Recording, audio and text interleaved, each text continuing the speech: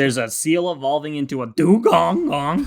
That impression is so good. Adewgong's so fun. Hello, everybody, and welcome back to the newest official middle-aged podcast on the platform. It's To Kill A Delibird, and we're middle-aged because we are now at 30 episodes. We are past half a year, 30 episodes. That feels like a long, long time. This is the podcast, as you may know, if you've been listening, where we watch the Pokemon. We watch the show, and then we talk about the show. We pick it apart. We laugh at things that are stupid and funny. There's both in there. It's a well-rounded show. And then we compare it to some classic literature, and I've never heard of the books, but it never makes any sense. I'm Kellan. I'm the one that actually knows things about Pokemon, and as usual, I'm joined by my co-host. It's Graham. Graham, how you doing? I am doing great. So much to unpack there. Yes, we do compare Pokemon to classic literature. I'm the one who tries to do that. It's kind of like cartwheeling through a ring of flames, but the ring of flames is somehow composed of raccoons and has nothing to do with fire. That is how abstract and strange of an exercise it feels sometimes. So I hope you're into that. Yeah, I don't know if you've noticed, but all of my intros, every time I enter the podcast, it's completely off the cuff, and I think it's Michael Scott that says in The Office, where I don't know what I'm saying, I just hope I'll find the words along the way. That's me doing all the intros. That is every Scott other week. Quote. Yeah, that's Michael Scott. Very strange flex. Look how good he is at improvising nowadays, folks. Come not a long at way. all. It's not at all. Is that really the definition of middle-aged? 30? Well, I'm not 30 yet, so yes. I think it might be, but I often say middle-aged to refer to people in their 50s, too. It's like 50s, yeah. 45 to 50, somewhere in there. I think middle-aged was 30s, and now that lifespans are a bit longer, maybe it's 40s or 50s now. I'm not really sure. If you want to go the technical route, it's like 40, because a lifespan is more suggested to like 80 or whatever. I have no source on that. That is just what I think. Yeah, I think it's off the top of my head. But Late it's about 70s, that, I think. Yeah. 70s, 80s. Well, if it's 70, then 35 is middle age. Oh, that's you're so true. You're an old ass bastard. I'm not 35. Well, you're somewhere in there. I'm somewhere. You're close enough. You're closer to it than I am. That's very true because I'm older than you. Yeah, that's how but age works. Someday you'll be closer when we're all past it. Yeah, I guess so. Unless you die tragically. Unless you explode. Unless you try to have a Pokemon battle above a volcano and the person changes the rules to include inside the volcano and he pulls you down and you die. Yeah, that's a non-zero chance of that happening, I don't think. It's unlikely, but it's non-zero. So, I would think. Before we talk about Pokemon, let's get a few Kellan reviews out of the way. A few, not to date the episode, but a few things have been going on that are not really related, but part of the zeitgeist. They're part of the zeitgeist. We don't shy away from things that aren't related whatsoever. Well, that's true. So, first of all, Pikmin 4 came out last Friday. Kellan, you've been digging into Pikmin. I don't know anything about Pikmin, aside from playing Olimar and Smash Brothers. I've never played a Pikmin game, but Pikmin 4 is sounding like a crowd pleaser. People are loving it. How are you finding it? It's very good. I have a couple complaints with it. Pretty solid complaints. They limited you to how many types of Pikmin you can have out on the field at one time, which I think is stupid. I think if I want to have all 8 types of Pikmin in my squad at once, that is my God-given right as a tax-paying citizen. Do you pay taxes? Yes, I paid income tax last year. Oh, nice. Yeah. My other one is that, so in Pikmin games prior, you start the game, and your limit to how many Pikmin you can have in the field is 100, right? Okay. At the start of this game, your limit is 20. And in order to increase that limit, you have to find what they call Flarlicks. You have to find a Flarlick and bring it back to the onion, which is the Pikmin's home, and it'll absorb the Flarlick, and it'll increase that limit by 10. At first, I didn't know how I feel about that change, but I actually kind of like it. It's an interesting mechanic. If you find enough Flarlicks, you can increase that limit up to 100. My problem with this, though, is there are more Flarlicks in the game than needed. You need 8 to get up to 100, and there are well over 8. And so once you get more than 8, once you start bringing them back to the onion, it spits out nectar and potions. And it's like, well, what the hell's the point of all these other Farlicks? And I get that they want you to be able to get up to that 100 limit, no matter like what direction you take the game in. And so you're not just missing out on 50 available Pikmin by going to the wrong area. I think if you're going to make an upgrade system like that, the cap should be however many there are in the game. Does that make sense? Yeah, it makes sense. They should almost have different modes, like a mode that limits it. You might be balancing the game around 100, but if I, as the player, go out of my way to find the other 5 that are in the game, my reward should be that I can have 150 on the field. Nintendo sometimes does this thing that I'm going to call the reverse Dark Souls, where like Dark Souls gets criticized for having one way to play the game, and it's brutally hard. And Nintendo, when they have one way to play the game, it's too easy. It's like both sides are kind of afraid of options, but for different reasons. That's the same thing with Pokemon. Like many issues with Pokemon would be fixed if you just gave us a difficulty option. Like acknowledge that Nuzlocke is okay. I've heard that that people at Game Freak still don't even understand what Nuzlocke is. They think it's like a hack or something. But even just like up gym leader levels and give bosses an extra Pokemon or two and give them better movesets and held items. Like make them more strategic. Bring the strategy in, folks. That's all we want. That's all we want. And you could build it as options. I think that's what people want. Like there's different kinds of players. I think like really making it accessible to all is giving options, right? Mm-hmm. So Pikmin 4 came out on the Friday, and then same day, but I guess you would have gone to it a couple days after, the Barbie movie hit. I know you were very excited for that. Let's hear it. Let's hear the review. Good. That's my review. It's incredible. You're a brilliant reviewer. We're hiring you at the New York Times. You're going to give in-depth cutting analysis. Oh my God. Margot Robbie is fantastic. Ryan Gosling is fantastic. I did not expect who the antagonist was. I thought it would be someone else going in. I was genuinely surprised. It is biting edge commentary on today's society. Isn't it Will Ferrell? That's who they want you to think. Oh, Yep. wow. Okay. It's a masterclass in set design. I'll say that. Oh yeah. The Barbie world is trailers. It's wild. Barbie world is chef's kiss. It's beautiful. I haven't seen it yet, inspired. but it's refreshing to have like a big budget comedy in theaters again. Mm-hmm. I realized what the phrase I was trying to think of last week to describe the Barbie movie is. Let's hear. The one I was thinking of was tongue-in-cheek, but that is not how I would describe the Barbie movie. Okay. Well, from trailers, I think that's an appropriate word, so maybe, that's because interesting. I looked up the actual definition. I don't even remember what the actual definition was, but it didn't feel like what I actually thought of the Barbie movie. But either way, Barbie movie, fantastic. Go see it. All right. I want more John Cena, though. Oh my God, John Cena's in it? Yeah. That's awesome. Yeah, it's incredible. The story behind it is great. It's like they were filming it, and Margot Robbie ran into John Cena like at a cafe or something near the set, and she was like, "Hey, do you want a cameo in the Barbie movie?" And he was like, "Yeah, of course I do." And so they brought him on. That's awesome. Yeah, I can see him being funny. He's funny as a Peacemaker, DC's Peacemaker in The Suicide Squad, and his spin-off show Peacemaker. He was also Fred's dad in the critically acclaimed Fred the movie. I don't know what that is. Old internet. Oh, and John Cena was in it.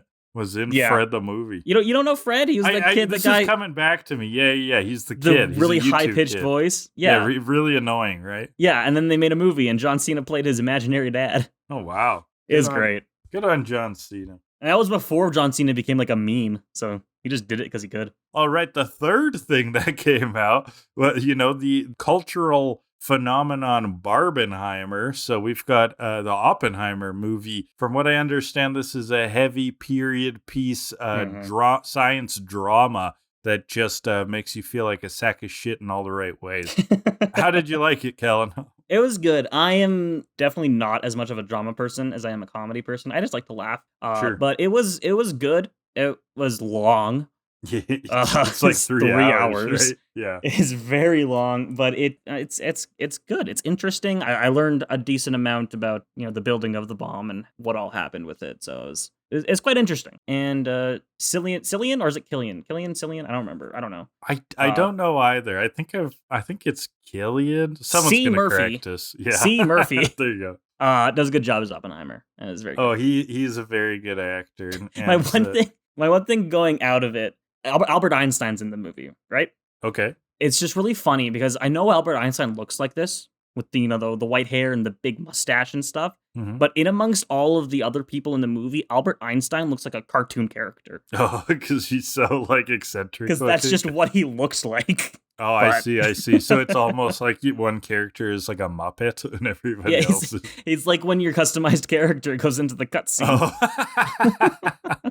Yeah, like the alternate skin is there. Yeah. Oh man, like in JRPGs, I always love to like have like a cat sitting on my head or something, and then so when it shows you and it's like super heavy, like they're about to devour the world. What do you think, Elf? 'Cause I always name my character Elf. That turns over there and there's like a cat on his head. Moving on, we got something a little different for this week. As you may know, Graham has done some good work putting in a lot of effort into some beautiful lists of, podcasts to listen to and top 10 worst holidays, stuff like that. They've always been fantastic. But I don't know about you guys. I think Graham deserves a little bit of a break this week, right? Aw, thank you. I was going to say, I don't know about you guys, but I'm fucking sick of it. I'm taking over this joint. And this is definitely not because Graham came to me and was like, I don't know what I'm doing with it this week. And I was like, okay, I'll take over. The theme of these episodes is water. What the hell can I do about water? Shout me out in the comment if you can make a funny list about water. Best podcast to drink while staying hydrated. Oh, obviously. There you go. That would have been good, actually. So going back a couple of weeks to the episode, The Ultimate Test, there was a bit of a quiz in there that I gave to Graham, and I thought it was quite fun because Graham doesn't know anything about Pokemon, and so I thought it'd be fun to take that and run with it. Now, this idea is completely half-baked, so bear with me on this. But I have devised a 6-question quiz for you this week, Graham. Very fun. I call this the first in a series I like to call the quiz of topics decreasingly related to today's episodes. Dun, dun, dun. Dun, dun, dun. So they'll start related and they'll get a lot more unrelated as we go on. Oh, I like it. It's like an adventure away from the episodes in quiz format. Very into this. Also, I just thought of a podcast you could listen to while getting hydrated. Electra, light me up. Hey. Oh, okay. So there are 6 questions in this quiz. I'll be generous. If you get 3 correct, you will receive a passing score. Oh, so it's hard. I would say so, yeah. Now, are these Pokemon related or all over the place? You'll see. Okay. That's too much information. Got it. All right, 6 questions. Question number 1. The entire Squirtle line of Pokemon are featured in today's first episode. What number in the Pokedex is Blastoise placed at? Ooh, okay. What number? Blastoise is the evolution of Squirtle, so it's going to be either 3, 6, or 9. And I think it's Bulbasaur first, so I'm going to go with 6. Final answer. 9. You almost had it. The sequence close. is always grass, fire, water. Oh, but I was right. Oh, I was right that grass is first. Okay. Yeah. Okay. Yeah. Man, that's close. Question number 2. These 2 episodes are all about water and water-type Pokemon. How many water-type Pokemon exist as of Generation 9 pre-DLC? What? Now, I will be polite here. You get a range of 8 on either side. So if you were to say, for example, 50, that would cover 42 through 58. If you get it bang on, I'll give you an extra point just for fun. How many Pokemon are there total? About 1,013. Okay. And water type, I believe, is the first or second most common type. Right. I'll tell you that much. Okay, I'll say 100. 159. Whoa, 159. That's quite a lot. Yep. It's got a lot of representation. There's a lot of water in every region. That's true. It's the Earth, man. Lots of water. 0 for 2. This is rough. This is tough. Quiz. Play along at home, folks. Try to beat me. I'm sure you can. Question number 3. Today's second episode is entitled The Misty Mermaid, which is a clear reference to the fairy tale and Disney film The Little Mermaid, which recently received a live-action remake. What is the film's current critic score on Rotten Tomatoes? Oh my god. These questions are wild. I'll give you a range of 3 on either end. Okay. The current critic score, I think that it wasn't super well liked, but it wasn't completely blasted either. I think it was probably like low middle. I'm going to say 45. No, 67. Oh, it was higher than I thought. Okay. Yeah, audience score is like 90 something, I think. Oh, wow. Okay. Yeah. So it's not bad? I heard it's fine. Yeah. I haven't seen it, though. I don't really have an interest in it. Yeah, I mean, this whole, like, Disney live action stuff is like, there's so many of them. Make something new. Jesus Christ.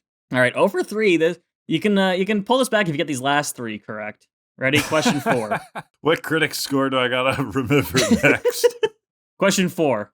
The Squirtle line are clearly based on the real-life animal of the turtle. How many species of turtle exist in the real world? Holy fuck. This is an approximate number sourced from Encyclopedia Britannica, and as such, you will receive a range of 10 on either side. 2,000. No, 356. Oh, I went way high. I really overestimated the turtles. This is rough. Let's see if we get those last 2. I'm going to make a quiz for you next time. That's like, there are rocks in my garden. How many rocks are there? Oh, you said 5,000? I counted them all. It's 10,652. One of my first questions I thought of that I didn't use was how many Pokemon-related amiibo do I own? It's like 11, I think. So specific. All right, question number 5. Blastoise and water are typically depicted as blue, one of the primary colors. Speaking of primary colors, the first Pikmin game featured 3 types of Pikmin, one for each primary color. How many types of Pikmin exist as of Pikmin 4? Oh my god, you're right about getting away from the episode. It's like the question sort of.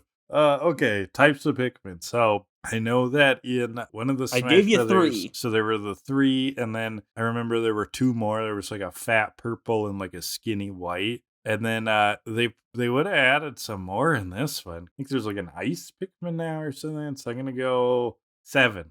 Ooh, you're 1 game off. It's 9. Oh. It was red, blue, and yellow. They added purple and white in 2, rock and wings in 3, and now ice and glow in 4. So I'm remembering the purple and white ones from Brawl. From 2. Yeah. 10 if you count Bulbamin, 11 if you're insane and count both Bulbamin and Mushroom Pikmin, which you shouldn't. Why? But they're a fundamentally different species? Pretty much, yeah. You're insane, folks. Bulbamin are like a parasitic Pikmin, and Mushroom Pikmin are corrupted. They're not really... The Bulbamin. Corrupted by Sauron's forces. Yeah, pretty much. All right, and the final question in today's quiz of topics decreasingly related to today's episode. What year was the Yamaha XS650 first revealed? What is that? It's a motorcycle. It's a motorcycle. I was like, is that a motorcycle or a keyboard? I'm so lost. Where does motorcycles come in? They don't. The topic gets decreasingly related to the episode. Okay, this has absolutely nothing to do with anything else we're talking about. This is like a 70s dirt bike. I'm going to go 75. Ooh, close, actually. 69. Ugh.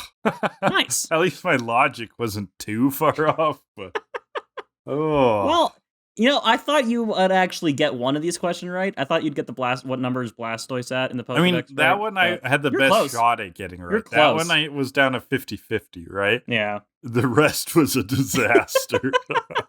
Oh, I cannot pass your strange numerist school. It's fun. I love it. That was a great time. Yeah, I mean, that was fun. Let's do it again. Let us know what you think about that. We're not going to do that every week. Graham's lists are still a good thing. They're still a lot of fun. But, once in a while, I'll bust out the quiz format. I like your quiz. The part I'm lamenting about is the pain of failure. I'll just say you're not meant to pass. Okay. All right, let's talk some Pokemon. The episodes, shall we? Right. So you set it up. These Pokemon are about water. The first one, episode 62, Beach Blank-Out Blastoise, followed by the Misty Mermaid. These episodes are mediocre. They're filler. They are filler. They're okay, but man, after the high of Volcanic Panic, these just felt like these felt like a letdown. Yeah. These were like how people are talking about the Marvel movies after Endgame. Like, these are just not gonna live up. We were building up very slowly to proper progress for Riddle Me This and Volcanic Panic, and now that we reached that peak, we've plummeted right back down. Oh yeah, we're in that bath that Blaine suggests healing up. So let's jump into episode 62, Beach Blank-Out Blastoise. Fun name, fun title. Very to fun say. name. So we start with last time on Pokemon of last week's time episodes. on Dragon Ball Pokemon. And it takes literally 2 minutes or something. So it's so they just tell a us recap. the whole plot of last episode. Go listen to our last TCAD episode, Charizardiates of Fire, Blante's Inferno, whatever you want to call it. That one will give you the lowdown on Volcanic Panic. But the show gives you the recap in case you missed the one actually really good episode, unfortunately. But now to our featured presentation. Let's get back to what we're all here for. It's the filler. The gang are running to catch the last ferry off of Cinnabar Island, but as they are rushing to catch that boat, they get intercepted by a Wartortle. And so Wartortle is the, Ash pulls out the Pokedex. Brock says it's a rare Pokemon. The deck says that he's got a long tail, which is a symbol of its age and wisdom. It doesn't look smart. Ash, it's standing right there. I didn't really know if that wisdom was a thing with Wartortle. Well, yeah, you crack open the shell and you count how many rings, and that's how wise it is. So true. Obviously. Kind of cruel. Do you at least buy him a new one?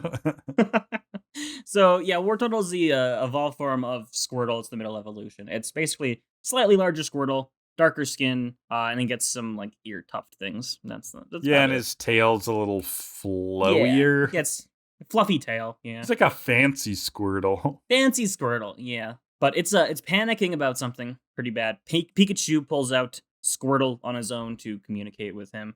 Very cute. Pikachu's like, hold up. Don't talk to me. You want to talk to Squirtle. He's the guy you're going to want to talk to about this. And so he brings out Squirtle. Now, this is interesting that Pikachu isn't understanding him. Bulbapedia points out in previous episodes, the Pokemon talk to each other regardless that they're a different species, almost implying this is a screw up or an error. I don't think this is a continuity error. I think that these Wartortles all live on their own island. I think he just has a thick accent. and Pikachu's not quite sure, so he's getting Squirtle to double check things. I'm walking here. It's a pizza pie. It's like an island of angry New York Wartortles. But no, I took this as Pikachu can understand him, but he's like, Squirtle's the one that can actually help you with this. Squirtle will understand what you're dealing with a lot better. I think that's a better interpretation. And so Squirtle busts out the Squirtle Squad sunglasses. I don't think we've seen that in a long time. And he's on the case. Great. I love it. I love that Squirtle takes in the information, pulls out the sunglasses, and he's like, time to work. Let's fucking go. It's just like he goes into Magnum PI mode or something. So he and Wartortle jump into the water. They're swimming off. Ash and the gang just blasting out to sea. Behind Speed of light. On a boat, dragged by the water Pokemon. And they're arriving at an island that isn't on the map and looks like a giant Squirtle shell. Cool looking. Meanwhile, island. Team Rocket is following behind in the Gyarados sub. Yeah, and they're getting a little tired. Meowth goes, my paws need a pause. Yeah. I never get sick of Meowth's cat puns. I know probably the audience does. I love them. There's one that he says in this episode that I think, Meowth, we heard this one last episode. Shut up. Oh, yeah. Whenever he says, open my big Meowth. Open my big Meowth. That one's tired, Meowth. Put I it away. still like it. You're number one in my heart's Meowth. And so they arrive at this island, and they find a bunch of Squirtle and Wartortle scattered around the beach. They're all in their shells. Everyone's asleep. What a disaster. Brock listens to the shell. They're not dead. They're just sleeping. At first they're like, look at all the bodies, the horror. It's a Squirtle genocide. Who could have done this? Day of the living Squirtles. Let's burn them alive before they turn into Squirtle zombies. And then Squirtle takes off his sunglasses and he goes, it looks like these Squirtles have been turned into, and then he puts it back on, turtle soup, and then we go to the big wide shot. Yeah! Bah, bah. Oh, that was Pokemon CSI. Won't get fooled again. CSI Kanto. Yeah. We see a big shell on a rock, and we see that it's a Blastoise. It seems like a pretty big fucking Blastoise, but Blastoise is up there. That is the fully evolved form of Squirtle. It is basically giant Squirtle with cannons on his back. That's exactly what he is, and he's kind of badass. Called Kamex in Japanese. I also like that name, Kamex. I don't know why. You know, because I don't really Blastoise know what it means. one giant cannon on his back, and then he gets 2 little ones on his arms. Yo, dog, we heard you like It's cannons. He can shoot from his arms. Pew, pew, pew, pew, pew. That is pretty cool. It's awesome. Although it'd be cool if he kept his 2 cannons and then got a third huge one. Like just cannons everywhere. Like cannons out of his feet. Like his tail can be a cannon. He could just be a big cannon. He just turns into a cannon. He loses sentience while he's evolved. He's just a cannon. Ash runs up to hug this Blastoise. He's like, I thought I'd never see a Blastoise in my this life. is funny. Ash's impulse is just to give the sleeping shell Blastoise a hug. So he does so, and he falls asleep. And so Squirtle investigates the situation as well. He also falls asleep. And they can't get Ash to wake up. There's something strange going on. So Misty has Pikachu go for an electroshock alarm clock, which I don't think I have to say this, but that ain't a move. Oh, yes, it is. He's done it so many times in the show. It's a show-only move. Electroshock alarm clock. I mean, it's fun to say. Yeah, it totally, it removes sleep and causes damage. Mm-hmm. Although all attacks remove sleep, don't they? No. No? I thought if you attacked someone who's sleeping, they woke up. Is that not in Pokemon? No. That must be in a different RPG then. Wake Up Slap does it. Wake Up Slap? Move. That's awesome. Yeah. It's like dunk your head in water move.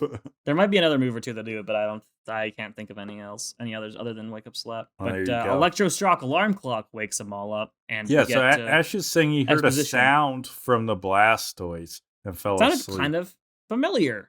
Kind of familiar. What could that be? So now they have a goal. They need to wake up the Blastoise, and they want help from the Wartortles and Squirtles. This is Operation Wake Up begins. Yeah, they're not going to leave this island until they wake up Blastoise. Team Rocket's planning on grabbing them all because that's Team Rocket, whatever. It's a Blastoise bonanza. And there's other shellicious Pokemon. And then we get Brock telling the story with cute little pictures. Like a picture this is book. Great. This island is the kingdom for turtle Pokemon that live under Blastoise. Ooh. Blastoise went for a swim a few days ago and didn't return home. Eventually, Squirtle and Wartortle pulled him ashore, and everyone fell asleep. Can turtles breathe underwater? Yeah. You know what? I'm going to look that up. I don't know. This sounds like a stupid question. So. How did I not know that? No, maybe I think they do. Can turtles breathe underwater? Sea turtles cannot breathe underwater. That is ironic. However, they can hold their breath for long periods of time. Okay. As long as 2 hours. We're learning. We're learning today. This is an educational podcast. Good for us. So yeah, that Wartortle from the beginning of the episode had gone away searching for something, probably whatever. He came back, saw what happened, went for help. He was searching for cigarettes. Doubloons. Doubloons. Oh, he's the dad. He went out for He finally cigarette. came back with the milk. He was trying to ditch them all. That's so rude. Brock takes this opportunity to be like, wow, I'm a Pokemon breeder. This could be an excellent opportunity for me. He's suddenly dressed as a doctor. Yeah, and he is physical to Blastoise. And Blastoise wakes up, and we did it. That's the episode.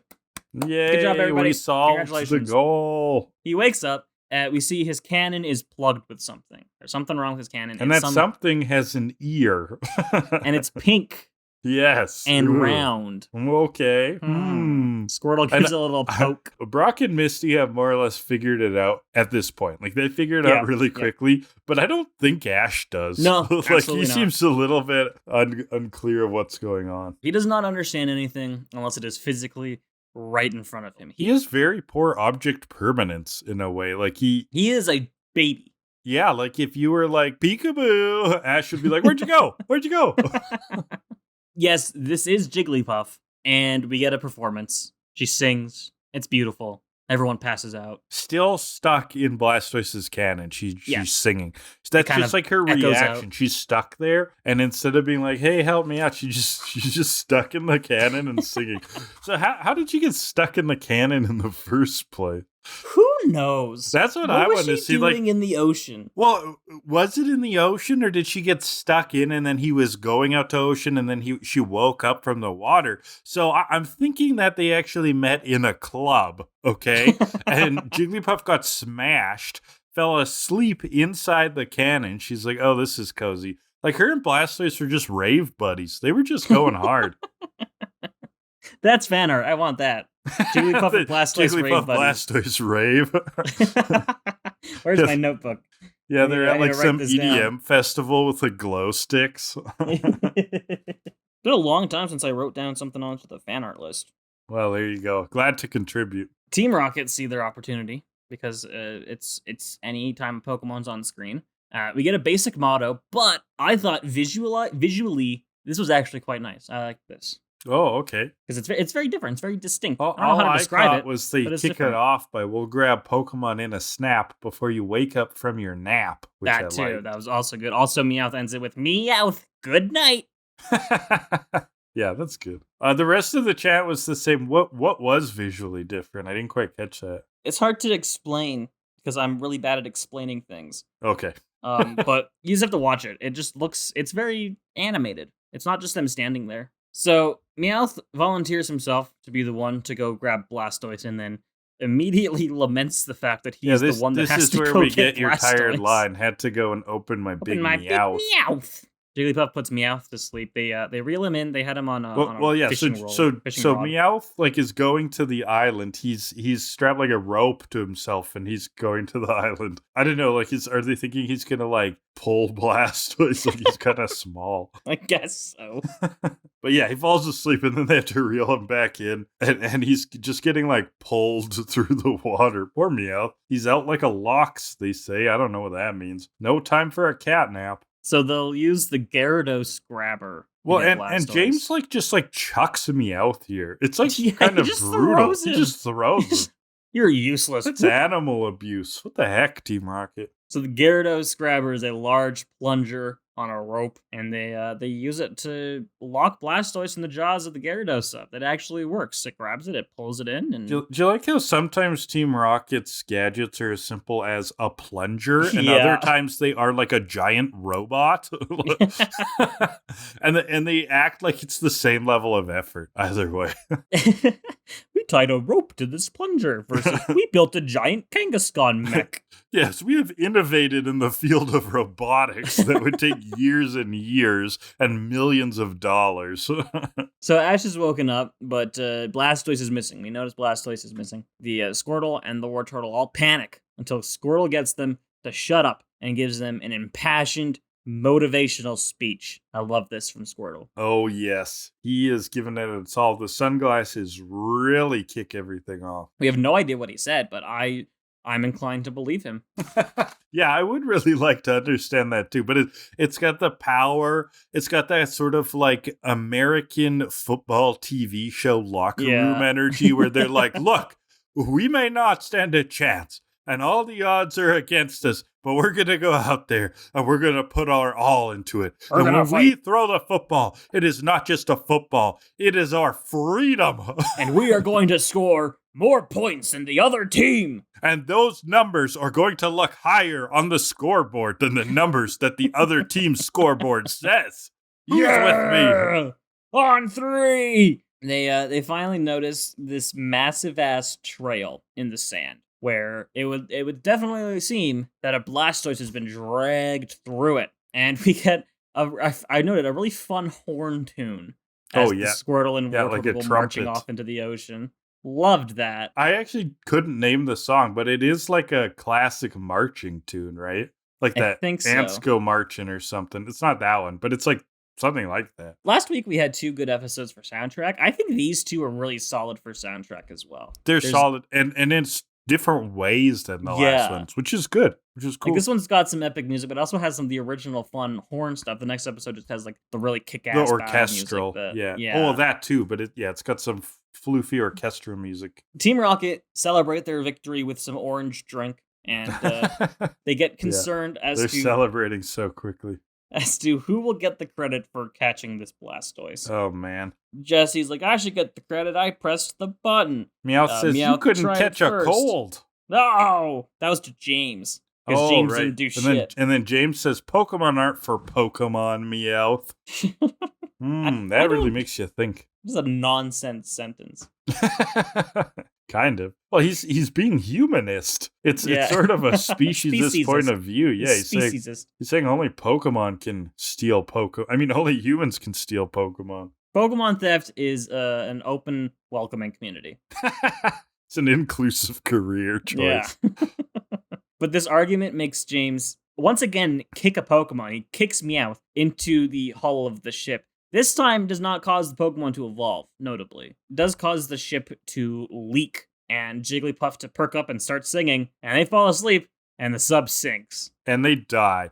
It's very much like the SS Anne episode. Team Rocket ends up at the bottom of the ocean. And so the Squirtle and the water gun dive down to retrieve the Gyarados sub. You say the Squirtle and the water gun? Did I say water gun? Yeah. Squirtle and the Wartortles? Squirtle and the Wartortle dive down. They drive down to the bottom of the ocean. Beep, beep. They haul into their Jeep and they drive down. It's like the that Muppets movie where they drive across the ocean by map. They stop at an underwater gas station for directions, turn right at Bikini Bottom, and there you go. No, they don't stop at gas station for directions. Squirtle would never ask for directions. He's too manly for that. He does have that energy. Yeah. Nobody with these sunglasses would ask for directions. You're lost, Squirtle. Just admit it. I know where I'm going. We've been driving in circles for 3 hours. And I definitely don't need those IKEA instructions when I'm building a cabinet. So they dive down to the bottom of the ocean to retrieve the Gyarados sub. They pull it out. They save Team Rocket. Ash, Misty, and Pikachu are doing the chest pumps to pump the water out of Jesse, James, and Meowth. I noted Brock's vest. It's a noticeably incorrect color. Ooh, what color was it? It was like dark blue or something, like a really dark gray, blue, something like that. Maybe a vest is a ditto. Hear me out. They're all dittos. They've invaded. I'm just convinced there's dittos everywhere. You cannot trust anybody. What is the government hiding from us, folks? Everything. Wow, I never thought I would say, what is the government hiding from us on a podcast? But this is where my life has gone. And so they save Jesse and James and Meowth's lives. James is grateful. Jesse's not. She says, how dare you be grateful that they saved our life? Because they are the enemy, and so it's not allowed. So the turtles all stare menacingly at them, and they run into the sub. They're going to run away until they transform hold on to your the shells. sub. Let's put the pedal to the metal. They're back in the sub.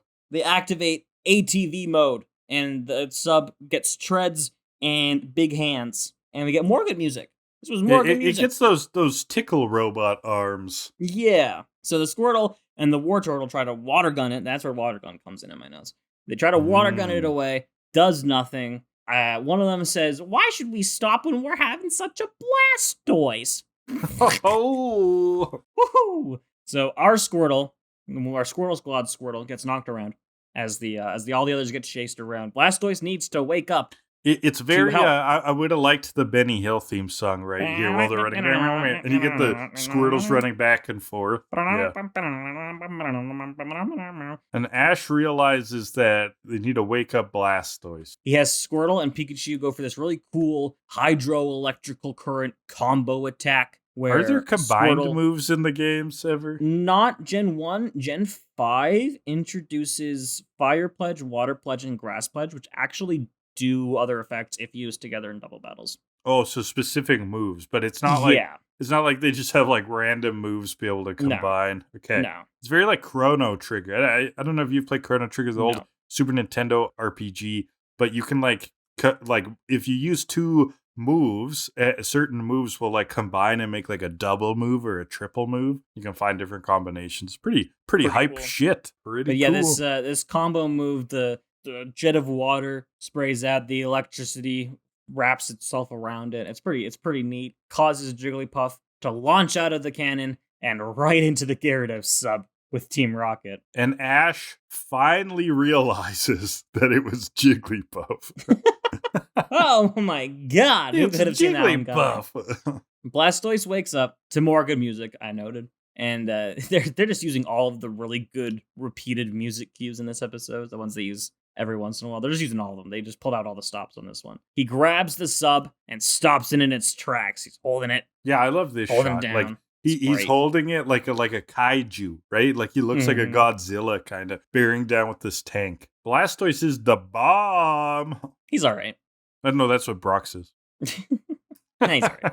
Blastoise is, I think, my least favorite of the 3 Kanto starters. So It's still cool, though. So probably me too, just because I've always been a Venusaur simp, and Venusaur's great. Charizard is a fucking dragon. Charizard's overrated, but he's also really fucking But cool. he's also a fucking dragon. Yeah. like a medieval childhood story dragon. So that's hard to compete with. But Blastoise is also cool. Yeah, he would be number 3 for me, but he's still a turtle with cannons. So yeah, that goes pretty hard. Pretty sweet. It's pretty sweet. Not gonna lie. Pretty sweet. I don't know. How bad's your neighborhood? My neighborhood's so bad the turtles have guns. Oh. Only in America. That's the ponds. Oh, there's a real bad pond down the street. So Team Rocket goes to grab Blastoise, but he destroys the arm, and it's great. And all the others come in to water gun. Blastoise does a hydro pump to blast him away. These moves are never named. I'm just guessing what they are because it makes sense to me. It's a hydro pump. Yeah. And that's basically what the whole episode was leading up to. Like, you know that even in the title, there's a Blastoise in here. You're like, guess I'll wait for the hydro pump. Yeah. And so inside the sub, Jigglypuff puts Team Rocket to sleep again, and the sub falls into the ocean. Now, this I love, because the gang is like, oh my god, Jigglypuff's still in the sub. Early in the episode, they make sure to save Jesse and James and Meow. Right? This time, they're like, grab Jigglypuff, leave the others to die. That is their exact words. They say, Team Rocket has crossed us one too many times. We saved them. They didn't appreciate them. We will save them once per episode, We shall leave them to their watery coffin at the bottom of the ocean. So Squirtle goes in for the save. Some explosion happens. They may all be dead, but Squirtle emerges from the water with Jigglypuff on his back. She sings, of course. They sleep. She's upset. She draws. It's typical. She is constantly singing this episode. Never stops singing. Not at all. And so everyone wakes up eventually. Brock notes... I was hoping you wrote this down because I don't know if I even understood this right, if this is the right word, but he says Jigglypuff's a real Hokasu? I don't remember that. I don't even know if that's the right word. No, I did not write it down. I didn't think it was a Japanese word. I thought... Oh, no, I did write it down. Sorry, that was a whole lot of rambling for nothing. Yes, he said Jigglypuff's a real Picasso. He's doing a pun on Picasso, but with Pokemon. Oh, Picasso. Picasso, but Picasso. Yeah. That okay, I thought that was some Japanese word. No, it's Spanish. Right? Picasso is Spanish. But he's doing a pun on Picasso's name with Picasso. Okay, that makes more sense. But so Brock says, "You look, Jigglypuff's a real Picasso." Misty says, "I don't think this is funny. I look like a cartoon character." So good. And then Ash, a cartoon character, like that could ever happen. And they all look in the camera and they jump and do a high five freeze frame. That's the end of the episode. And they all look in the camera and then get sucked out of your TV. Reality and cartoon has merged. The cartoon characters know what they are. What are we? Anime technology was really something in the 90s. Oh, so true. So the gang head back to the mainland, looking forward to that 8th gym badge. We cut back to Team Rocket. They're really sick of everything. They're drifting away on the in the ocean. Team Rocket's drifting off again. And they're sick of humiliation, losing, and Meowth's just seasick. Yeah. And that's the episode. Poor Meowth. All right, so the next thing we do with every episode is we go into literary hour, which only lasts like 30 seconds. Where I'll compare you've yet to hit that 60-minute mark. Well, we might have to do like a dedicated literary episode sometime. I'll pull back in my friend Ryan and we'll do some weird deep dive into well, we were talking about analyzing the Pokemon theme song for a special episode at some point where we just 60 minutes crack open the lyrics to the theme song. But that's not what we're doing today. I'm just going to compare it to something from literature, try to take the themes. I'm going to grab something a little bit superficial, okay? Oh. This episode is really about when something goes wrong and Jigglypuff is stuck in a pipe. And that causes a lot of problems. And that causes a bit of a situation that needs to be solved, right? So I'm going to bring up the classic children's book, Charlie and the Chocolate Factory, in which Augustus Gloop gets stuck in a chocolate pipe. He is drinking directly from a chocolate stream. He falls into the waterfall and gets stuck into the pipe to the fudge room. His weight blocks the chocolate from going into the pipe, and then the pressure's built up and sent Augustus shooting through the pipe like a bullet while everyone screams in terror. This is from the Wonka fandom wiki. I am reading the synopsis. This is very serendipitous because I've actually been listening to a lot of the 2005 Charlie and the Chocolate Factory soundtrack lately. Oh, very interesting. Just the Johnny Depp on a one, whim. right? Yeah, because it's way better than the Gene Wilder one. The soundtrack or the movie? No, the period? movie. I've never seen the 2005 one. I have seen the 70s People one. give it a lot of shit, but I think they're nostalgia blind over the original. The original one sucks so bad. It's the type of thing in that it's like just whatever you saw as a kid. Like, did you watch it as a kid? Because I watched it as a kid, so that is what I think of when I watched think it as a of kid, but I Charlie also and watched Charlie. the original one as a kid. I saw both as a child. Okay, you saw both. Huh. Yeah. Wow. The 2005 Johnny Depp one is way better. I So don't much better. feel that strongly. Actually, I do. The book is better than all of them. You should read more. I read the book when I was believe young. you. Yeah. I had it. I had it back home somewhere. Yeah, people Yeah. read them. It's a BFG, good James and the Giant Peach. Yeah. Fantastic Mr. Fox. But when you were saying you were going to go into, how did you describe it? Well, pipes, people getting stuck in a pipes? No, like not like classy or something, however you would put it. Oh, just say it was surface level. Surface level, something like that.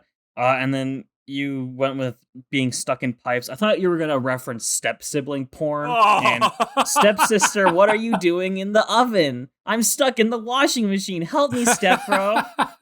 Our podcast really whiplashes in terms of content rating, because I was thinking like during this episode that like, oh, it's kind of like fun and innocent. We're actually just like, we're joking at Team Rocket's stupid puns. This podcast so is chill. And then you bring up step-sibling porn. Like, what the fuck, man? I didn't make that connection until you started talking about being stuck in pipes. And I was like, oh God, is he going there? Yeah, you know, I'm in a very, I'm in an innocent mood, but that is funny, and I'm a little bit jealous that I didn't think of it. Oh, man. All right, Charlie and the Chocolate Factory, good pull. I like that one. I thought that you thought that I was going to bring up Mario. And you go straight to like big ass gangbang number 70. What the fuck, man? I only watched it for the story, I swear. Yes, we really like to analyze the plots of Dicked Down 27. That's what we'll go into after Pokemon is over.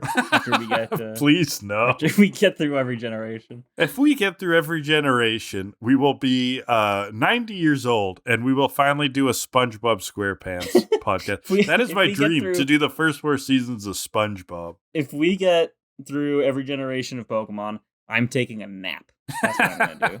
That's fair. All right. We're going to move on. Yes, we're going to rate the episode. So this is the 4-part of the plastic ping pong pitcher of objective rankings. We're going to pull categories and then rank the episode based on those categories. It's random, so you know that means it's objective. And today's first category for Beach Blank-Out Blastoise will be the Pokemon variety. So quite small. It's one line of Pokemon. Yeah, it's a bunch of turtles. At least you get all the turtles. Aside from the ones you usually see, there are 2 others, but they are also the evolved forms of Squirtle. And they're all part of the same line. I'm going low. Yeah, 2, I'm like 2. I was going to say 4. Okay. So that is a good 3. Nice and quick. And what's our second category? Category number 2 will be the perceived smell of the episode. Ooh, well, it smells like a one. Beach. Turtles, though, you know, they're going to have a reek smell. I do think that I can smell this episode. So that already sets us at a higher score. I can, like, you know what a beach smells like, this, the salt from the water, the forest, and Blastoise definitely has a smell. Like, do you think that guy cleans his shell regularly? No. I bet you there's a bit of a stank, but a kind of a respectful smell, a Godzilla-esque pungency, where you're like, I respect that thing. I'm not going to get too close to it. I think it smells like a beach, but the kind of beach that's not well kept and just smells like algae all over the place. And I agree. seaweed. And I agree. Yeah. So that knocks it down quite a bit. I don't think turtles are going to smell very good. I mean, they may smell well. I don't know how their sense of smell is, but they probably don't smell good. I'm going to take this one a little bit differently, where I'm still going to give it a high score because to me, perceived smell includes bad smells. If I can imagine the smell well, I'm going to bump it up. But I think it's open to interpretation because I think we gave, we might have given the muck episode really low, like because that would be real bad. But here, I'm kind of in tune with the smells. They're putting me in a good mood. They're not necessarily good smells, but they remind you of a good place, Yeah, and my interpretation would be 0 smells like literally shit, 10 smells like vanilla extract, and 5 is that middle ground of I don't know. Okay. Doesn't smell good or that's bad. That's fair. I'm going to go with a 7. I'm going to go with a 7. Yeah. I'm saying 3, so that's 5. Oh, wow. 5 and 3, 4 out of 10. I like that we disagreed. That was fun. We rarely disagree. It's great. So it's 4 out of 10 for Beach Blank-Out Blastoise. Yeah, that's about what that episode deserves. Yeah. It's okay. It's fine. All right, why couldn't have Charizard and Blastoise fought for some reason? They should have put the Bulbasaur Mysterious Garden episode after Blastoise. Then we would have gotten a trio of, we go back a while ago. We get the trio of the original starter episodes all in a row. Mm-hmm. And then you jump forward a bit and then you get a trio of episodes that feature the fully evolved forms. That would have been cool. Yes, I agree. But they didn't. Should have hired me way back then, before I was alive. Before you were born. Yeah. Well, we do get this little duet of water episodes, which is fine. Another little cohesive little bit for the podcast. Yes, I like it. Wet and Wild. Episode 63, The Misty Mermaid. So we really zip around the map. Someone has a Pokemon with Fly, HM Fly. We really skipped the filler here. The gang is in Viridian City now. We've made it. Misty has Horsey swimming in a fountain, as she does sometimes, but Horsey seems really down, really upset. Meanwhile, Pikachu and Togepi do calisthenics. Very cute. But Brock believes Horsey wants more space to swim and more time to swim. She's pretty cooped up. And so they're going to go, and I hate this, they're going to go all the way back to Cerulean City. This is what I mean by zipping around the map. It's because, it has taken us 63 episodes doing this journey, and it actually does, with all the filler in between, it does make traveling in this series seem fairly in-depth. It seems fairly like a big endeavor, and then suddenly they're like, let's go to Cerulean. Okay, we're in Cerulean. I'm gonna hop on Pidgeotto. It kind of reminds me, Game of Thrones. They start in that show taking forever to travel from somewhere. They're like, we're gonna be it's gonna be super medieval. To travel in medieval times takes a really long time, right? And it's a whole season for a character to travel somewhere. And by the later seasons, they're like, okay, let's go to that place. Okay, we're at this place. Just this. You joked about someone having Fly, but it really is like fast travel in a video game. You take a while to get there the first time, and then from there you can just warp there. Yeah, they have definitely unlocked fast travel. But it's just funny because we've had so much filler getting to Cinnabar. It's oh my god, we're at Cinnabar, we can get a badge, and then we have to wait until we get back to Viridian. We go into this episode thinking, how much filler? And they're like, let's go to Cerulean. How much filler is there going to be before we get back to Viridian City? And they're like, we're in Viridian City, and then you're like, oh my god, we're going to get to this badge. And you're like, well, you know what? Let's fuck off from Viridian City. Let's go back to Cerulean for no goddamn reason. Because they need a body of water for Horsey. Like what? Okay. Because there isn't a pond nearby? Because you didn't just cross an ocean to get back from Cinnabar. It's crazy. But they decide to go back to Cerulean because there's an aquarium there at the gym, and Misty hasn't been home in a while. The only indoor pool in all of Kanto. And suddenly, we're there. So we see a poster on the front of the gym for an underwater ballet that's going to be happening. And there's going to be a famous star that makes a return to Cerulean City. Ash notes she kind of looks like Misty. Brock is simping. That's weird. Of course. It's because that's Misty. Yeah. So the three sisters, I don't remember their names. It was Daisy, Violet, and Lily? I think that's it. We will probably just call them the sisters. Various, maybe use their names at various points. They're a little bit interchangeable. They all have a Valley Girl accent. Oh my gosh, God. Misty, what took so long? I can't believe it. You told me you were coming back to Cerulean, and we got all ready for your arrival. Oh my God. You gotta get the uhs in there at the end. Off the hard That's syllables. pretty good.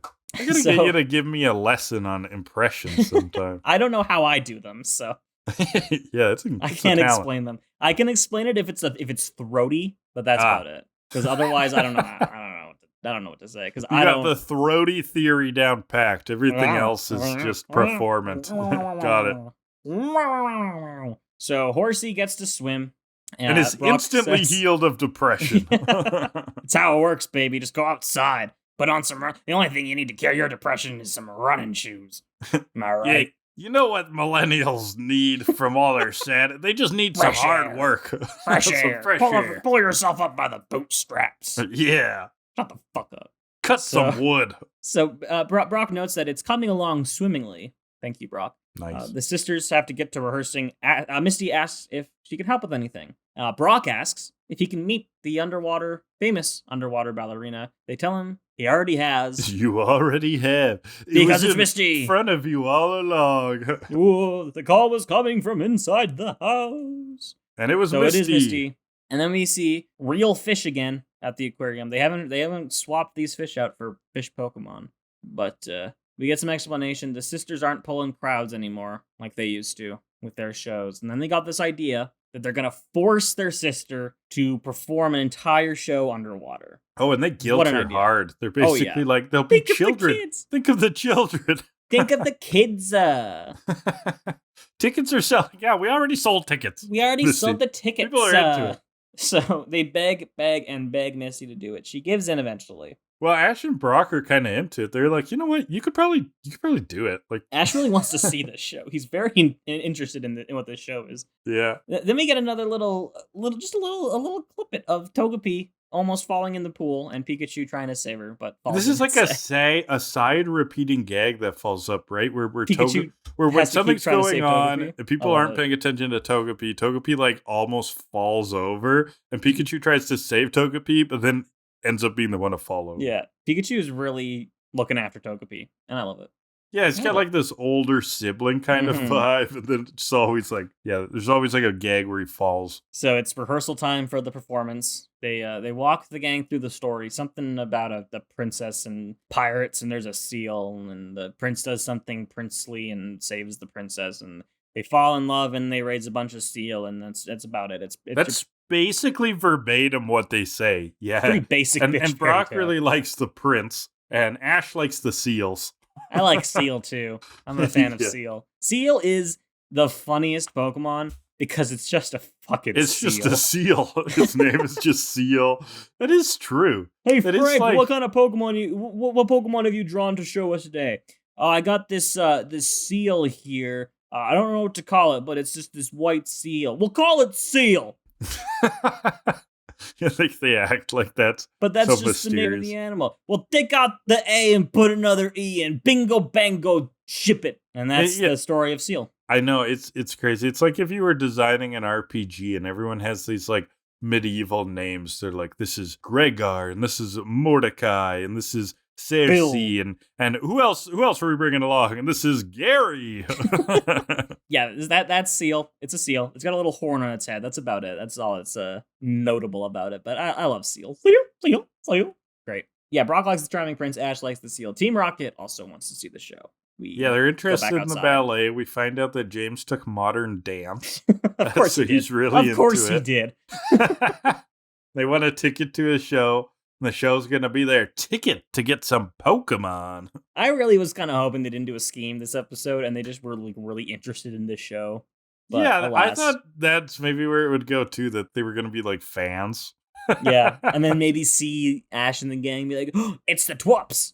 Yeah, exactly. But, we don't get anything. And then think like that they're going to stop their fun. Like, we're just here to see an awesome ballet. You're not going to stop us. And there's like, and the conflict is just like a misunderstanding. That'd be good. So now it's showtime. Pikachu's drinking a soda. Adorable. I love it. Just Pikachu doing human things I'm here for. Oh, definitely. I also noted I really love the crude drawings of the Pokemon on the wall of the aquarium. I don't know if you noticed it. No, I didn't. They look like drawings that I did of Pokemon as a kid.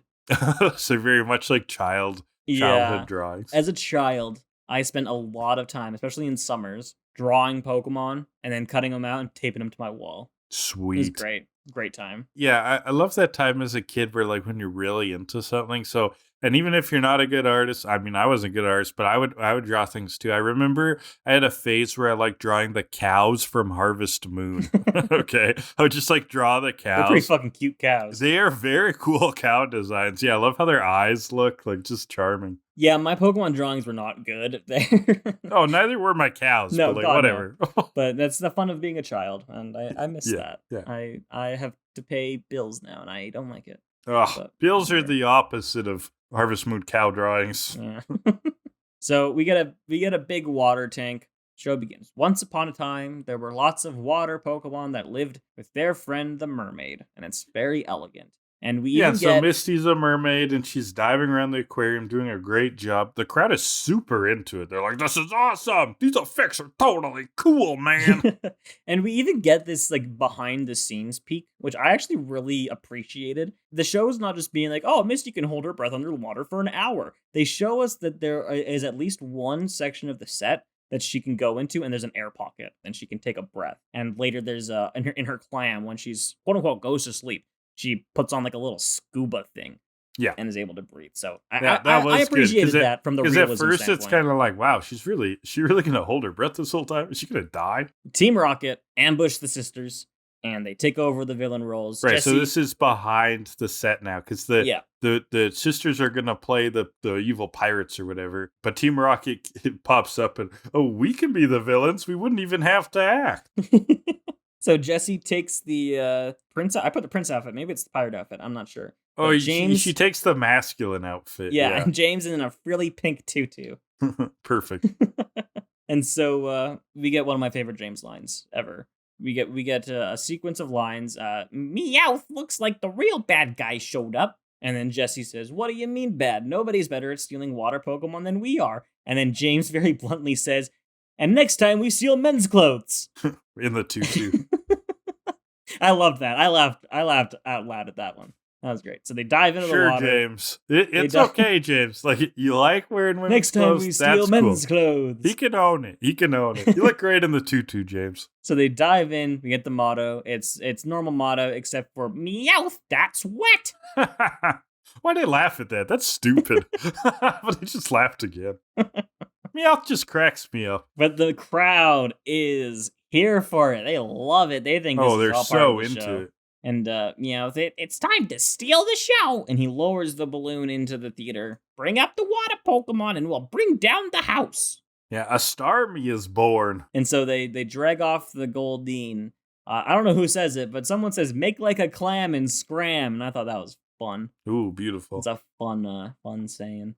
And so, meanwhile, the narration of the play is still going on. I guess it's on just like an audio track. The prince is about to go on when Ash and Brock intercept the sister that's playing the prince, and they jump into the water. The other sisters fall out of a locker where Team Rocket stuck them. And it's underwater battle time, and this rips ass. This is great. Yeah, right. So Ash and Brock are in the water now. Team Rocket uses Arbok first. Like, they're ready to fight underwater battle. Now, they've set up that, like, water Pokemon are what can thrive in the water. What's the deal with the Arbok? They pick Arbok first. Some snakes can breathe and fight underwater, so it actually kind of makes a little sense. Kind of does. Realistically. Yeah. But yeah, it's Arbok versus Horsey. Misty sends Horsey at him. Aw. Bubble from Horsey does fuck all. Yeah. Does nothing. Bubble's trash. But Arbok goes for the wrap. Horsey smoke screens, and Seeking emerges from the smoke to horn attack it, and then does a horn drill. Which horn drill, it's not how horn drill works in the games. Horn drill is a one-hit KO attack. If it lands, it kills. Point blank. Oh, cool. This is not how horn drill worked here. Seeking, skewer that Arbok. Yeah, we're having skewered snake tonight. Snake kebabs. There's a few Oko moves in the game. There's Horn Drill. There's Fissure, which a fissure in the earth is supposed to open up and the Pokemon falls into it. You get an anal fissure and it goes septic. Yeah, it's terrible. It's a long drawn out process. But, you need antibiotics, but you can't find them, so then you just die. It kills eventually. There's Sheer Cold, which I don't think is in Gen 1 and it gets introduced later, but it's just, you freeze to death, literally. And then probably the most brutal move in the game, straight up called Guillotine. Oh, damn. Yeah. Like French Revolution guillotine. You just chop off the Pokemon's head. That's it. There you go. You did it. You win. Congratulations. Oh my god, like Louis the 16th? Yeah. But yeah, Horn Drill does not work like that in the game, as shown in the anime. It kills if it hits. But they send out Weezing next. Team Rocket sends out Weezing. Underwater still. He floats to the top immediately. Yeah, instantly can't breathe, floats to the surface. He's buoyant. And this is where the sisters have popped up again. They got out of the locker, I guess, and they're like, only water Pokemon can battle in water. They say And that Arbok. in the episode. Yeah. And Arbok is not a water Pokemon. But they the sisters throw in a Psyduck, but he can't hold his breath underwater. He panics. He jumps out. It's great. And they're like, but he is a water Pokemon. And the crowd thinks that he's like a comedy part of the show. They're like, he's the court that jester. Psyduck. Yeah, exactly. It's not even Misty's Psyduck, and it's great. We just love all Psyduck. Oh, really? That's not Misty's Psyduck? I don't It's think just so. a Psyduck? Yeah, Okay. I think it's just their Psyduck. Oh, Psyduck rules. And so it's Squirtle time. Ash sends Squirtle out. Underwater tackle. Not a thing. It's just tackle. I knew you were going to call that Doesn't out. have to be underwater. I get the feeling, okay, Ash is the little kid watching the show who doesn't really understand the show. Like, Ash is the kid who is playing in the playground and is, like, making up moves. Yeah. And that is what Ash is doing in the show. So he's both a stand-in, because a kid watching it could do that too, right? So he's kind of like bringing the kid into the show. But at the same time, it just feels like he is a kid in the show. He's just, like, making stuff up. You can't tag me. I put up a force field. I have an anti-force field Batman device that Batman gave me called the Bat Anti-Force Field. Well, I've got the device. anti-bat anti-force field in my pocket. Well, I have a giant missile that just goes through force fields. Well, I have an Because my dad AK-47. made it. AK-47, wow. That got dark. Only in America. Where were we? Squirtle tackles. Starmie does a spin attack thing. Seeking goes for a jab on Arbok. Jesse tells Arbok to go for a poison sting. Nowhere in this sequence does he ever poison sting. He just kind of like lunges at them and tries to bite them. Not poison sting. That's correct. But Seal jumps in front to defend everybody. Team Rocket laughs at them, but the music. Oh, I wrote down keyboard music kicks ass. It's like just a wild synth kicks in. It's so that I think that specific track is my favorite of the tracks that they kind of reuse every once in a while for epic moments, because it's very like, oh, shit's going down. And it's very Pokemon, right? Like it's a classic Pokemon. It's a remix song. of a Pokemon theme, yeah. Yeah. So Sealed swims some circles around Arbok. Misty commands the headbutt, and the sisters are like, wow, we didn't know. What's the accent? The Valley Girl accent. I can do accents sometimes, but I also forget how to do them entirely. Oh my god! So the sisters, we didn't know Seal could be that strong. We never let it be itself. Aww. Oh, that was horrible, but whatever. They never let Seal be itself. They never knew it had potential, and he goes for an Aurora Beam, and then Seal starts to glow. Ooh, It so this evolves. Aurora Beam, do you just like fucks up Arbok with a light? Like a flashlight. Yeah, I don't know what Aurora Beam is actually supposed to be, but I mean, it makes sense. It's like a northern light, I guess, because this Aurora is such like an Borealis. Arctic creature, Yeah. but like what? I don't know. Whatever. It's just like turns on a flashlight mode of his cell phone and Yeah. sprays it at the Arbok. But it evolves into Adewgong with some of the greatest Pokemon voice acting in the entire show. Adewgong, gong, gong. Adewgong, I'm glad you can do it. Adewgong, Adewgong. It's great. That's a perfect impression. It's like he's really here with us, folks. It's like Dugong's really here. Adewgong. You can And go so- for coffee with him. Adewgong is bigger seal. That's it. Yeah. The That's sea it. lion Pokemon. He's It's- water and ice. It's bigger. It's long, slender seal. What's Seal That's- doing? He's getting That's Dewgong. longer. That's Adewgong. Adewgong. And so Jesse goes, get that seal or doodad or whatever it is. Ash pulls Dexter on it. Apparently, the Pokedex works underwater. I think that's an interesting thing to Very know. nice device. And yeah, Jesse's like, get that seal or do-chat or whatever it is. Adewgong expertly dodges, whacks Arbok with its tail, ice beams Arbok and Jesse and James into a solid block of ice. And then the gang gets everyone out of the water so then Pikachu can safely blast them with one last electric attack, shattering their ice, sending them flying into the air. to the good music again. Adewgong jumps in, gets one last hit, Gets one whacks last them with hit. their tail, Boom. redirecting I'll go them flying. into the balloon. They go flying and blasting off again. And this whole time, the crowd still thinks this is the show. The crowd freaking loves it. There's it's a water great. component, there's comedy, there's an air show. There's puns. It's a Get whole your money thing. worth. There's a seal evolving into a Adewgong. So That impression is so good. Adewgong's so fun. After it's all resolved, we're jump forward a little bit. We get from the sisters, the shows are sold out for the next 6 months, even though no show is going to be nearly as good as this one. It's all going to be shit. I think this is going to be a case where, like, this crowd definitely told their friends, so like, oh my god, it's amazing. Yeah. And then they're going to check in with them later. So, like, how'd you like that show? And they're like, to be honest, like, it was just okay. Like, it wasn't that good. But didn't like, the what? seal... What about the seal? What about the Dewgong? What about the air Arbok balloon? attack. What about the Meowth? Yeah. The Arbok attack, the talking Meowth, the seal evolving.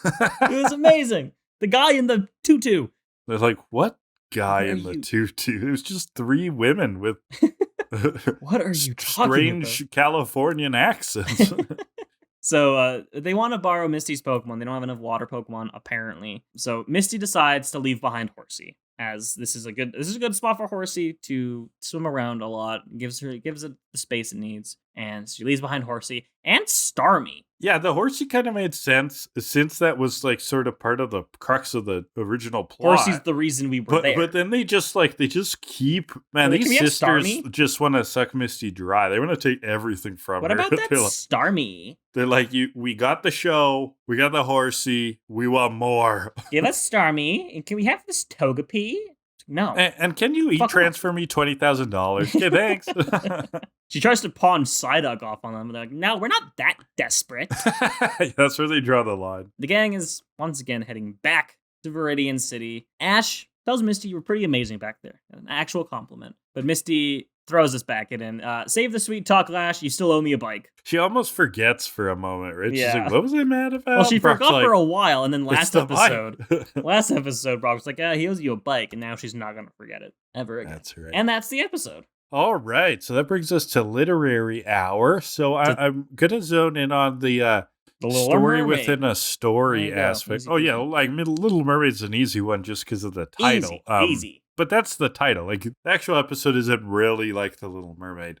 Well, I mean, there's a prince and a mermaid. The trope, the device fish. here, there's a whole cliche about where there's like a show within a show on a show, or where they need to put on a performance or that sort of thing. But we'll zone in on what's probably the best known, sort of like an older version of this trope from literature, which is just thinking about like, how do we frame storytelling, right? And so this is about stories where they're framed as a story within a story. So you're listening to the story, and the story is about someone who is telling various stories, and that's kind of how we are exposed to it. So I'm going to bring up the 1001 Nights, also known as Arabian Nights. This is one of those things where people have kind of heard maybe some of the stories, but like I haven't actually read these firsthand. It's just that all of these stories kind of have leaked into pulp culture a lot. But the main story is about a king who I believe is just flying through wives like King Henry VIII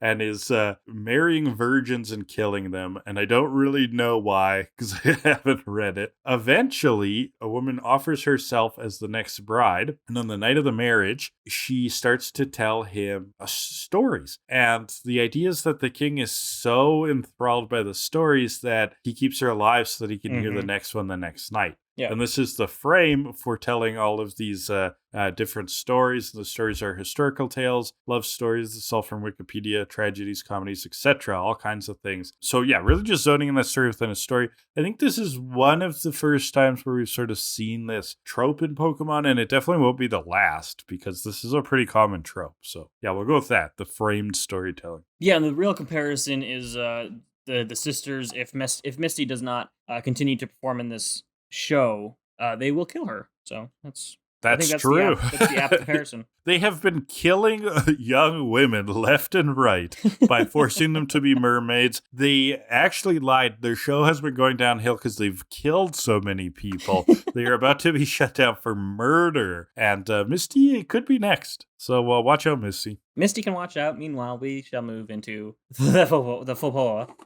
The faux pas. It's a French forepaw. The faux pas. French-Canadian forepaw. And the first category will be Misty's exasperation. That's topical. It's topical. She doesn't necessarily get too mad in this one. She definitely just kind of leans into it all. Guilted into she gets doing guilted. The thing. She's pretty distraught at the beginning. She's really conflicted. Like, are you fucking kidding me? She's exasperated about Ash's compliment at the end. I think she is a little annoyed by Brock's attraction to the mermaid on the poster and wanting to meet the mermaid. Yes, his often misplaced sexuality. Yes. Yep. So I don't think it's bad. It's not bad. Yeah, I mean, and it's a Misty episode. Yeah. So it's like a 7 for me. Yeah, I'll meet you at 7. I'm good with that. Category number 2. Meowth's puns. Ooh, well, it isn't the one before this. Show's over for Team Rocket, he says at some point when they're about to fly away. Meowth, that's wet. Bring up the water Pokemon and we'll bring down the house. Wet. Yeah, it's time to steal the show. That's a good one. I don't know if that was Meowth, time to steal the show. But steal the show? Yeah, I think so. Oh, there's the stuff about how we're the real bad guys. Yeah. It's not bad. It's not slightly above replacement level for me. That's like a 6. Well, yeah, steal the show, A Starmie is Born. I mean, he's definitely had better. Yeah, I'll go 5. 5.5 for that, and between that and 7 is 6.25. Yep. Math. Go me. Math. And that's it for today. All right, we made it. We made it through the long channel of water that was these episodes. We're drowning, man.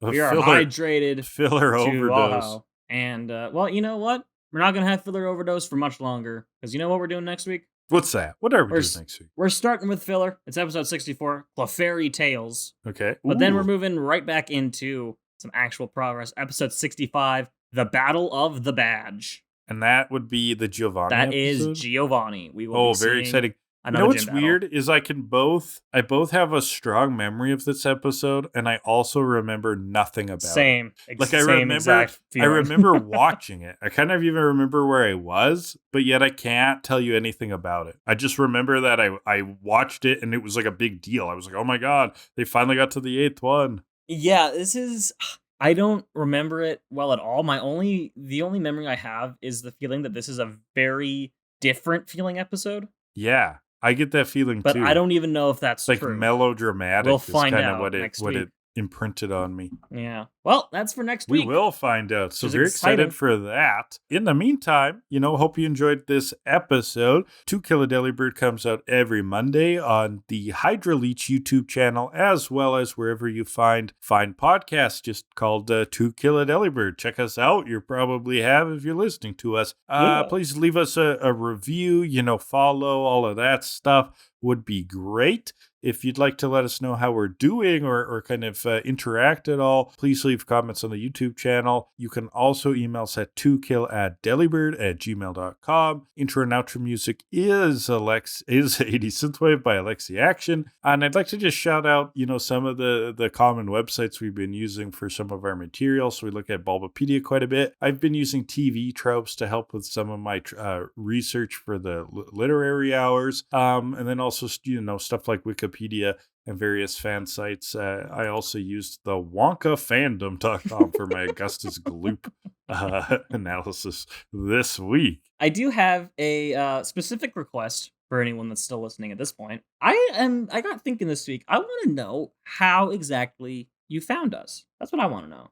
That's a good one. If you're on YouTube, let me know. Was it shorts? Was it just algorithm in the recommended videos? How did you find us there? Spotify, same thing. Like, were you looking for something Pokemon to just kind of show up? I don't really know how searching for podcasts on Spotify works or other platforms, stuff like that. Just let me know if you're on YouTube. Comment. Spotify has there's a little Q&A thing you can submit there. Otherwise, email us. I would really like to know if you're still listening at this point. Yeah, that'd be really useful, so we can look at ways to get the podcast out there, grow the community. Love the community that we have. Can always get bigger, but we're loving the engagement. I get a nice big dopamine hit when I see that I got a new YouTube comment. So keep it up, folks. I love comments. Yeah, whenever there's a comment on there, it's like, and they've been nice and positive. Like, love it. And if they're negative, it will fuel me. It'll fuel my rage. So. I will laugh at you. Already in rage. Yeah, will commence. I will laugh at you and not take any criticism into account. So there you go. I'm kidding. Constructive criticism. Constructive criticism I will take. Mean criticism goes to the trash. If it's just you being like, fuck you, you guys are stupid, I'll just be like, I'll give your comment a heart because that's funny. But I'll be like, love you. Love you. Bye. All right. Love you. Bye. Episode's over. Get out of here. Go home.